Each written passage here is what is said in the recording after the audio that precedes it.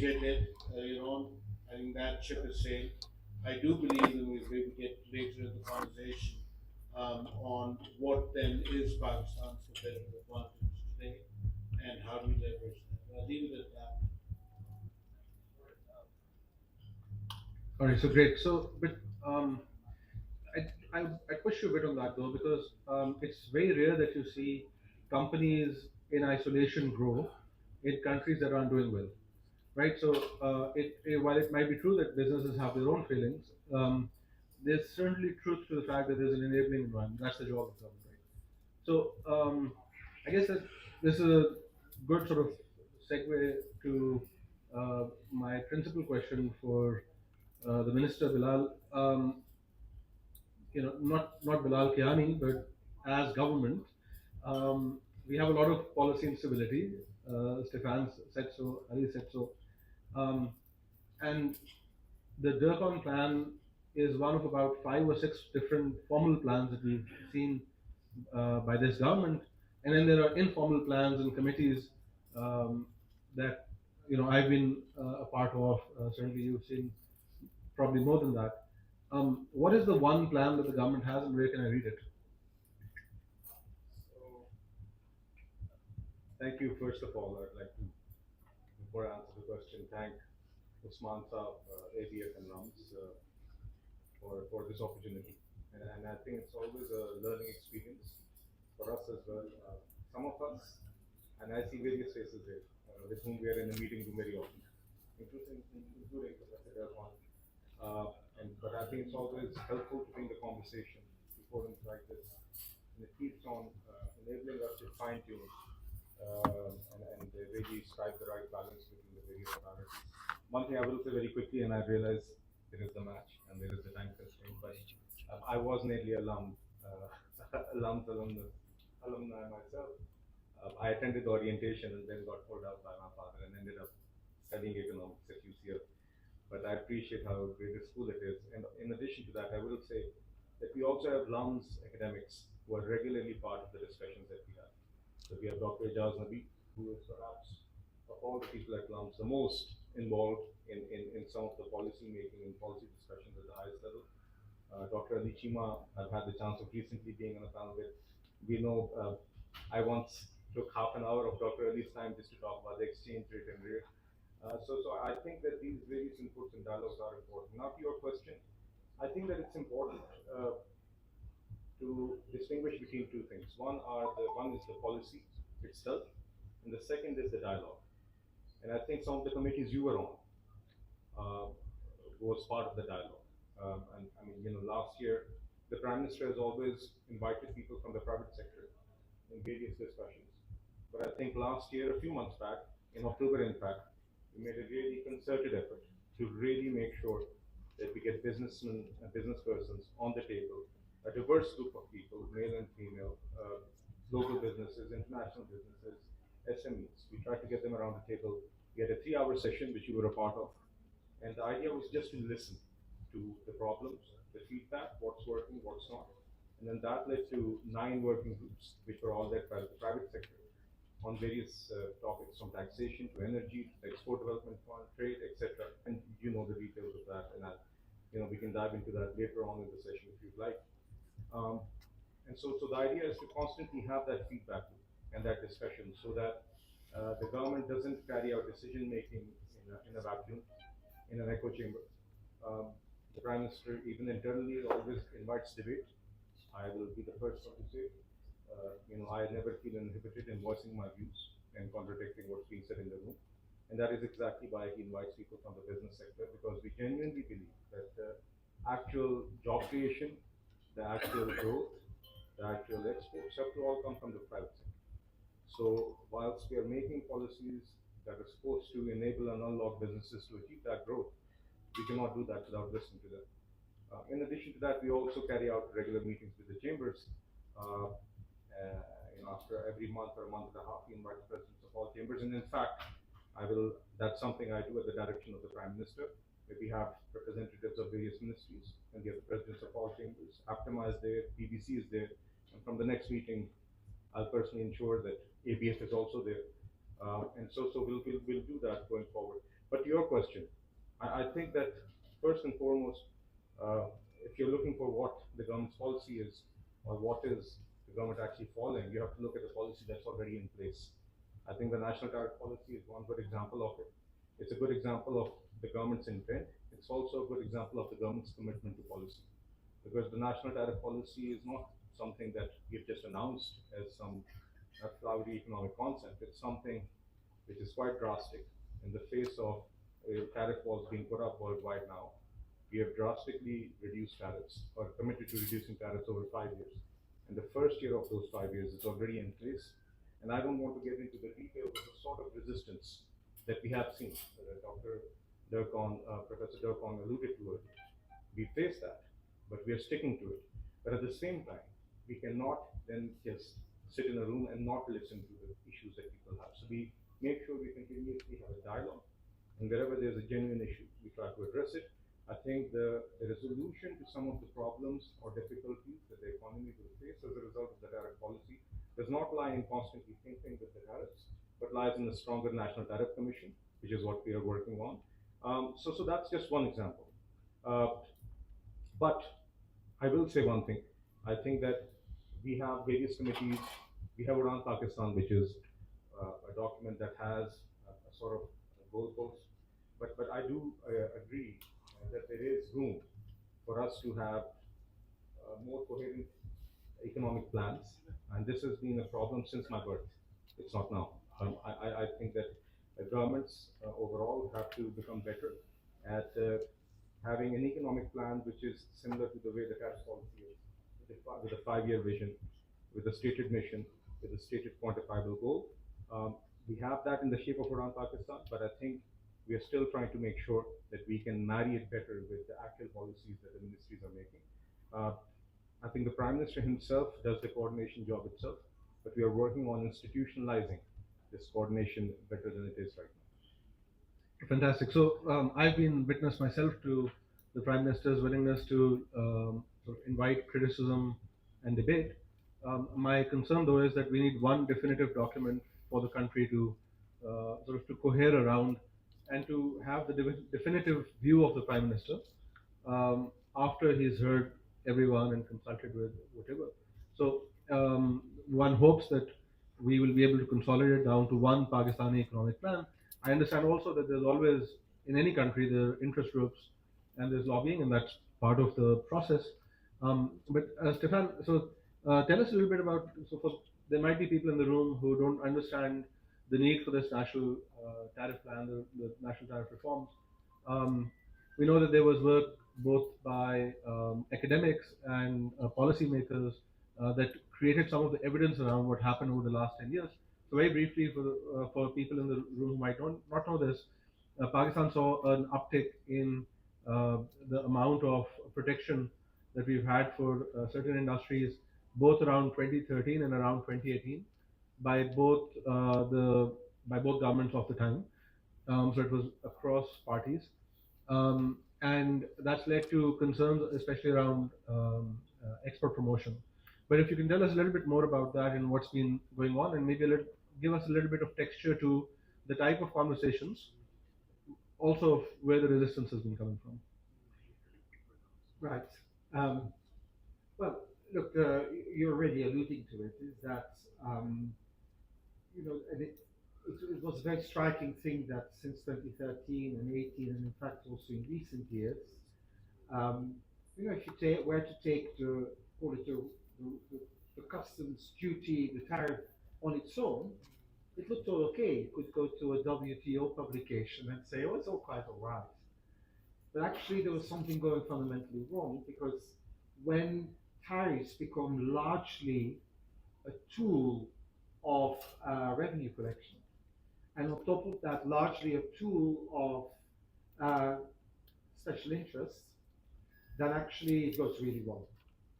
And actually there was a sequence clearly over the years that this was actually, the economic meaning of it was such that actually, you know, Islam mentioned rent seeking, that became a very useful tool for rent seeking. It's declaring someone is dumping on me doing the right conversation and so on. So it lost all the economic meaning of actually having somehow a coherent framework around it. Now, the figures were stark, and definitely academic research, including by Professor Zada from Bristol, people like Dr. Gonzalo, who was a World Bank official, and several other people that done bits and pieces research actually showing it actually makes a big difference in what it is. And of course, the international experience, I was referring to it, is just the countries who actually took that on and, were thinking carefully, not least in this whole period, taking advantage of the opportunities there. And it's one of these strange things. Why would I do import liberalization to actually encourage exports? Well, it actually is to do with, benchmarking yourself relative to the world economy, so you kind of get the sense of what competitiveness looks like. And, I know this is the American Business Council, let's not talk about a very large country that has all kinds of other powers in markets can do. But if you're a small open economy, which in economic terms Pakistan is, you need to get that benchmarking and measure yourself against it. So you kind of need to have that, otherwise you have no competitiveness benchmark, but also no sense of where in the future my export opportunities or opportunities would lie. And so you kind of want to be clear, it's not about zero tariffs entirely. You want especially on inputs, and inputs, of course, an output of one industry may be an input in another industry, so you want to be very careful. You want to also look at capital goods and so on, that actually you want to make sure that this, so you want to have a structure that makes economic sense, but doesn't have distortions. But at the same time, and I know, Ali, you have written about it in a concerned sort of way, you can't just switch turn the switch and then suddenly think everything is fine. And there, and I'll say something about the US, is that say, even there is a lot of now tinkering, because actually just turning the switch doesn't make that much sense either. So there's a lot of kind of finding an equilibrium, the right thing. And so this is not what we propose. This is why we have the 5-year tariff policy. The research that was done projecting what the impact could be of this, and there is benchmarks of models, ways of analyzing this, suggest, and I hope I will quote it exactly right now, and that may not be exactly precise, but I know for one thing, the projection suggests 350,000 new jobs if you implement it in 5 years. Net new jobs, 350,000. I think an export increase by up to 30% under some scenarios, and a GDP growth effect cumulatively over multiple years of several percentage points. And so if you think of it, that's a policy that if you worry about some tariff revenue, it will pay for itself. Now, it is a relative price change, so there will be certain industries that actually will be doing. That's also the 5 years is very important. There are certain industries, I don't have to explain which industries have incredibly high protection in this country. Stefan, if I can just interrupt, because we're short on time, I want to just compress a bit. But I'll tell you the industries, because I've got no stakes. It's very easy for me to say these things. We should absolutely not be manufacturing automobiles in this country. Yes. The total volume of I don't know if there's an automobile manufacturer here. Apologies if there is, but the fact is that we produce about 125,000 odd vehicles a year, which is less than half the size of a decent sized plant anywhere else in the world. And Bilal, I'll come to you on this. We were hoping to have the Secretary Industries. He wasn't able to manage. I would have posed this to him. There are industries where you can make an argument that we have a policy that we'll be able to see it to a point where it becomes a growth enabler rather than a drag on growth. Mobile manufacturing arguably is one. Farouk Saab is maybe durable goods might be one. And you have to look at the unit economies of and where break-even would happen, and then you have to have ecosystems that are created. And the other thing is, with our sort of special economic zones, we spread manufacturing all over the country. Like Eid pe jo badi Eid pe jo gosht padta hai, we distribute it all over the place. But in the case of industries, barkat nahi aati usse, right? You have to create concentrations and agglomeration. We haven't done that. Bilal, is there a view about how Pakistan's industries will look different in 5, 7 years in terms of the specific industries that the government has? So I think the first thing that I will say about that is I think the government has to, we need less government, not more. That's one of the things we're working on. The government needs to get out of the way. I think there's too much government. And what that means is that whilst the government has to create an enabling environment and has to identify where really our biggest or lowest hanging fruits are for exports, what we really have to do is really unlock things for the private sector. I don't think that the government can do a better job than the private sector at attracting FDI. I think that once your local business stories of deployed capital by MNCs or foreign firms or local firms, once those stories become better, the FDI will follow. I think the private sectors will always do a better job of speaking to each other and attracting FDI. Sorry, I got to push you there though, because it's great that the private sector brings in FDI, but what I want to know is the government going to restrict the enabling environment it creates away from some industries and more to, are we going to have selective industrial policy, or are we willing to protect anyone who brings in investments? So I think currently the industrial policy will come out when it will come out, and I think the Minister of Industries will speak to that. But the idea is to move away from picking winners, largely speaking, and to really, reduce distortions rather than create more. And so, I will say a couple of things because I think it's important from this panel, and I think because I represent the government, I would say that the government has shown very strong commitment to continuity of policy. And when you talk about structural reforms, it's not just a tariff policy. It's also the stabilization that has been achieved over the past 2 years in terms of broadening the tax net, what we're getting from digital monitoring in the cement or tobacco sectors or sugar sectors now. That's all there. But in addition to that, I think now there has to be a laser focus on ensuring that any export we have, any FDI we have, is export led. And in addition to that, I think that we really have to make sure that we strengthen the hand of existing businesses, and we also make sure that, as Professor Durkon alluded earlier, the cost of doing business has to reduce, but the cost of doing business has been lowered before as well, and that hasn't automatically resulted in exports. So even if you look at the 2013 to 18 environment, I think policy rate was at 5 to 6%. Tax rates and costs were much lower. Tariff costs were much lower. Electricity power costs were much lower. But we didn't automatically have exports. So we'll need to really nudge the economy in that direction. I think the tariff policy will play an important role because of the competitiveness that it will bring. The deepest cuts in the tariff policy are on the raw materials and intermediate goods to enable that to happen. And in addition to that, I think the privatization program that the government is carrying on, I think is one of the biggest signals of government's commitment to structural reforms. PIA, many governments have tried to privatize before, and I can tell you as someone who sits in government, even when this privatization was in its final stages, we had voices who would come in and say, you just watch, this isn't going to happen. This will get sabotaged. Vested interests will not let it happen, but it happened. And now we're working on privatizing 3 of the distribution companies, and I think we should privatize away as much as possible. So I think, in a nutshell, I think the government has to reduce its footprint, not just in terms of the companies it runs, not just in terms of the regulatory red tape it has, not just in terms of the costs it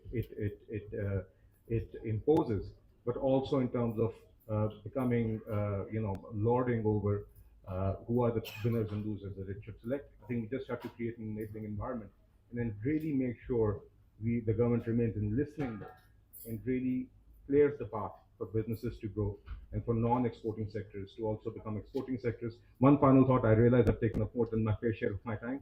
I will say this, in my experience of now having consulted extensively with businesses, I think we have the forums like the ABF and OICCI, and we have several established big businesses and MNCs, and then we have the chambers. But what we are lacking is really representation of everyone in between, which are primarily the SMEs. who are trying to grow and become, exporters. And sometimes I don't feel it's easy for me to reach them in an organized manner, and I don't think it's easy for them to reach me or our government in an organized manner. So that's also something we're working on, and I think the revamping of SMEDA that the Prime Minister himself is overseeing will help. That's a great point. In fact, I think also that consumers are not well represented in these conversations. Usually, businesses. There's a lot to litigate, but I don't want to take away too many overs from the batch. One thing that I'll litigate, but I'll take this to the next question to Ali Saab is that when you say that we want a level playing field, that's great. But then it's also the case that whenever you're protecting an industry, that you're not creating a level playing field, and therefore there has to be a rule-based way of doing industrial policy. If in the entire world is doing industrial policy today, which is essentially picking winners. But so the concern here is that we end up providing benefits that are costly to the consumer, to anyone who asks, and not create those agglomeration economies that we want to create. But Alisa, tell us, we've spoken privately a bit about potential growth levers and industrial policy. What are some ideas that perhaps come from telecom on that? Gee, thank you, Ali. Actually, I just wanted to put in a data point to support Bilal's work on how the government is consulting with the private sector. Actually, the spectrum auction that is going to happen next month is probably the best spectrum auction policy we've ever seen in Pakistan. Typically, all those spectrums were revenue generating measures for the government. This is the first time that the price is set bandwidth is lower than global benchmark. And that didn't happen by fluke. It was a result of active collaboration of the private sector, advocacy. Policies are not perfect. I still have a couple of issues and we tried at the very last minute, but that didn't work out. That's okay. So I think while it's happening in fits and starts, it is happening. And more of these instances will come out hopefully with benefit.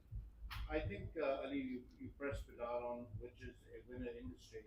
Um, I belong to telecoms, but I will not say telecoms is the winner. I would actually expand that to say digital is the winner. It is by, honestly, I am not a techie. I'm an economist by training and was imported into the telecom sector. And we've been working very hard at Jazz to and move the digital envelope a little bit. We're not there yet, but as I see it, as an economist, as a Pakistani, honestly, I think that's one salvation we have. If the government were to pick one industry that they want to support, it should be digitalization. I know you're part of the society and all this good initiatives happening, but we need more of that. And that does not mean anything or any business can set up digital world in front of the industry. Then we say the digital. You have that with health tech, with education tech, with insure tech. Everyone just puts tech and says we're digital. For example, I think data centers, and there may be people building data centers in Pakistan. Data centers will not work in Pakistan. Why will they not work? Because data centers require GPUs, which Pakistan currently can't get the best of. They require reasonable energy to run, which we do not have, and they have skilled manpower, which we do have, but unfortunately the opportunities they have elsewhere, we cannot maintain and keep them. So the three things that you need to make data center an export market, we will limit it. So even within the digital space, the government needs to be very smart about what they're betting on. Last point about AI, the government came up with a draft policy. I think it's sensible. We've worked with the government, so a lot of our input is there. However, Bilal, maybe just feedback that you mentioned. One of the things the AI policy said was the government will set up centers of excellence. That should not be the case. The government should set up guardrails, enable, and then by the private sector to say, no, single swim. So I think while there is effort to involve the private sector, and I think certainly in our case, there has been recognition of that with active partners.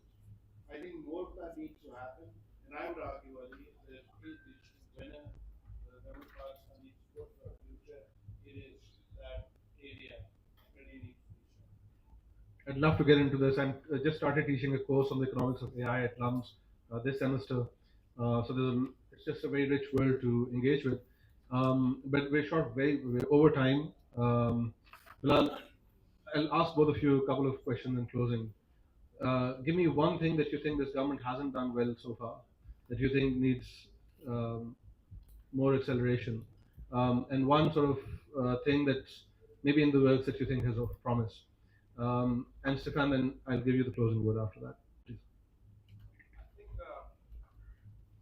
I think that we can privatize faster, and I think we're going to try and do that. I think the privatization of EIA has given us the impetus for that. I think the second thing, when we talk about structural things, where I think we will need a more national conversation, and perhaps the federal government will also now think about doing it, is to really seriously look at revisiting the NFC. And I think that's at the root of some of the problems that we face. The sort of imbalance that we have between the federal government and the provinces leads to a lot of other fiscal issues, which then creates other problems. I was so focused on answering your negative question, I've forgotten the positive one. That's fine. We'll take that as the state of the world. We'll take What was that. the question? It was something about. Give me something that's promising on the inside that you think isn't well known, maybe that we might see. Two things very quickly. Recent examples. Small stories, like Stefan mentioned. One of the outcomes. This is a very small, good story about the private sector participation leading to a tangible outcome. One of the working groups that the Prime Minister formed was on the Export Development Fund. This is a 52 billion rupee fund, which was created some time ago to fund common facilities for the development of exports. It was financed through taxing exports by 0.25% of export revenues.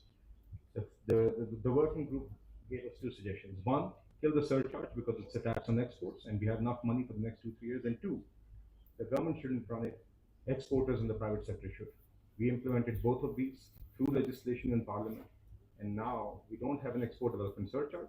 And we are about to announce or formally announce a private sector board for that, which will hopefully, these 50 billion rupees will now be used by decision making by the private sector for exporters to enable existing exporters and to help potential exporters.